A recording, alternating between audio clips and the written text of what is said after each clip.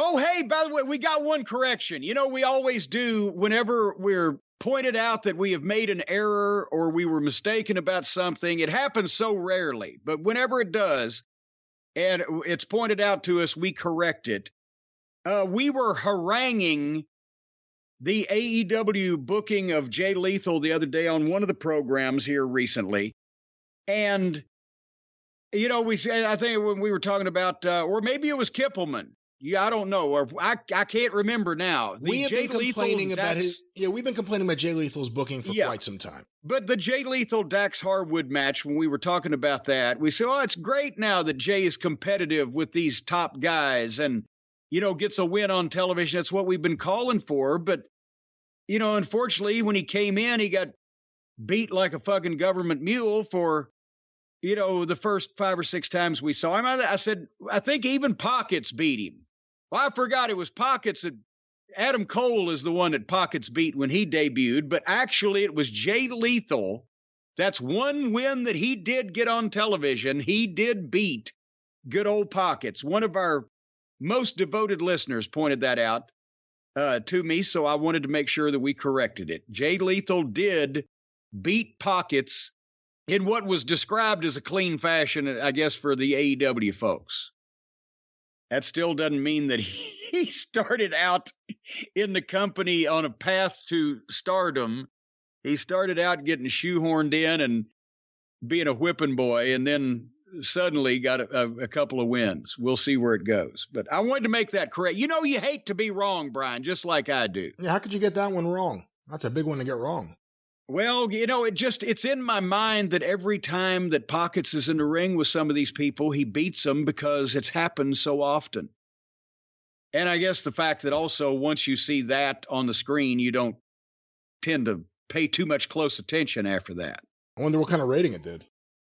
I'm sure they popped a hell of a quarter hour, as they say in the trades.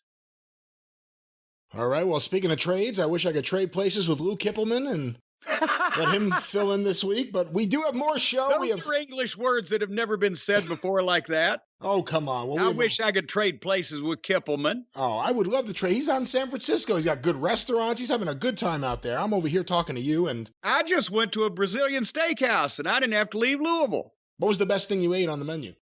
The Sao Paulo Surprise. No, actually, they have...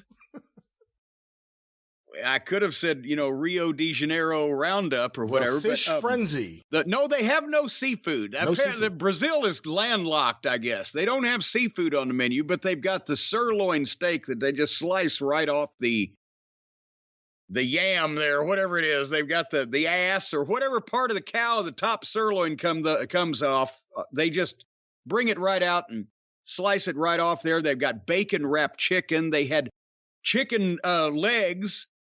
Smoked chicken legs. They had, oh my gosh, these pork ribs that tasted just like a perfectly smoked pork chop.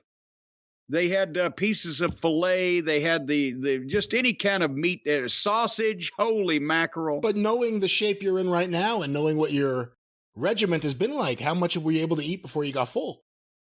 You know, I couldn't chow down like I used to in the old days. I must admit that I tapped out probably a little bit quicker, but I'm not particularly mad at anybody right now that I want to eat them. See, I'm eating them and it's a surrogate type of thing. What? I'm just cutting them up with my knife and fork and I'm eating them. I hate you, you motherfucker. I see your face on my steak, so I'll just eat you. See, now I'm happy and contented. You know, I think anyone who's ever bothered by what you say would be a lot calmer if they realize so much of it just comes from like Tom and Jerry cartoons and merry melodies. I guess that, you know, well, hey, you never know about these things.